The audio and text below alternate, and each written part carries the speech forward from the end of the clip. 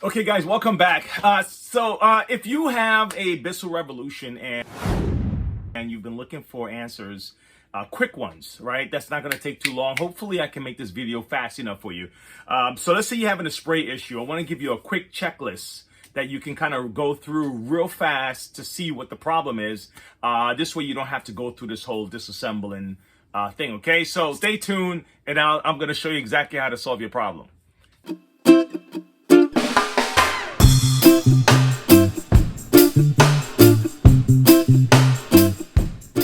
All right, guys, so let's start at the beginning. Let's start with the beginning. The first thing that you're going to interact with when you're spraying is going to be the trigger. So you want to make sure that this trigger has some resistance to it, okay? So when you press the trigger, if it kind of just goes like really easy, there's a difference between having to give it a little bit of pressure or it just like is real fast, real easy, it's real soft. Then the trigger might be the issue, okay? If the trigger checks out, you say, well, all right, you know, it feels like it's pushing against something, I'm good, okay? The next up is this slider back here.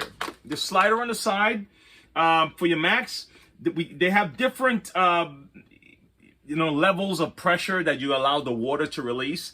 Just leave it on Max, to be honest with you. I mean, all this extra stuff is fine and dandy, delicate jobs and things like that. But for some reason, I found that when you move it to the other levels, the solution just kind of stopped coming out a lot of the times. Okay, so let's just leave it on Max for now. Okay, let's assume that you want all the power. Let's say, for example, it was a few years ago and we didn't have all these extra things that we're adding. It would have just been a shampoo that releases water, releases solution, shampoos a carpet, and you would have been happy. So, you know, don't feel like you're losing something that you absolutely need. Okay, this is an added feature to give you some kind of added benefits. All right, next up, the tank. Okay, now if you've ever used hot water in your tank, let's make the assumption now that the tank is starting to kind of warp. It's starting to go through a kind of a melting thing, okay? Because sometimes people would use really hot water, and then what that does to the tank, it warps this little section right here. If there's a dent in this section right here, over here, then just know that that could be the reason why your machine is not receiving the water to spray it out, okay? So check the trigger, 1, check the slider, 2, check the tank. If all of these things checked out and you've never used hot water in this, the slider is all the way up, you could feel the pressure on the trigger, what's next? Okay? Honestly, the next thing is gonna be the bottom here, and that's the part that we have other videos in the channel that covers the pump, disassembling, but this is like a quick checklist for you to make sure that that my spray is going. Now, let me just give you one last thing before I let you go, okay? Now, there are two things at work here. Let me let you know what I'm talking about. Let me lift this up so you can see what I mean, all right? So now, this section here for your hose, there's a pump. There's an actual pump right below this that's going to allow the unit to pump water through the hose, okay? The rest of the unit relies on gravity to just have the water trickle down and come out through your nozzle here and then trickles into the carpet, okay? The other Bissell 2X, the old school 2X, has an actual pump that was pushing the water out constantly with solenoids and everything else. That's not the case here. But I still want you to do one more double check for me, okay? Even though what I'm about to show you is really primarily for the pump, okay? I just don't take chances when it comes to what might be affecting one thing. Their relationships, you know, and the relationships matter. All right, so what you're going to do, you're going to get a flathead screwdriver. All right, let me see if I can lift this up real quick. All right, actually, you know what? I will, let me change camera angles for you guys, all right? Let's not make this difficult if we don't have to. All right, guys, so what we're going to do, we're going to take this flathead screwdriver, all right? And we're going to just kind of add a little pressure to pop this open, okay? All right, not too hard. You know, there's no need to rush, okay? Let's just take our time and get this open. Here we go. All right. Now that this is open, well, not quite open yet. We're going to have to kind of use our screwdriver and kind of work our way around, because they have some clips on it. Just take your time, there's no rush. And you definitely don't want to break anything because you're rushing too much. All right. Okay, here we go. Now recline it so you can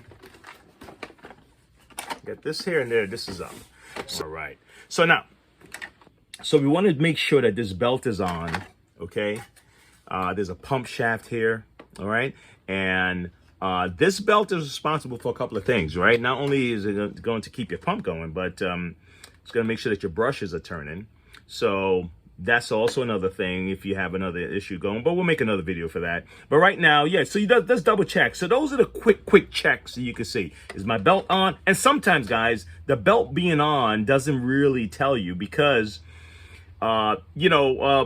this could still be very slick and loose. And you need more tension on the belt. So sometimes it's just a good practice to change the belt out anyway. I would still go ahead and have an extra belt on hand at all times. All right. But that's really it, guys. If you're having one more thing. Sorry, before I let you go. Just make sure that you have no kind of cloggage in any area here, especially deep inside this section. The water is going to be, the water is actually going to be coming through here. See that? Okay, so for the pump, this is the pump for the hose. Okay, but the water that comes down from the top is going to trickle through here. Sometimes you'll even have some residual, so you may think you're leaking, but it's just water that's been hanging out, and it's just dripping out after you finish shampooing. But make sure this is clear.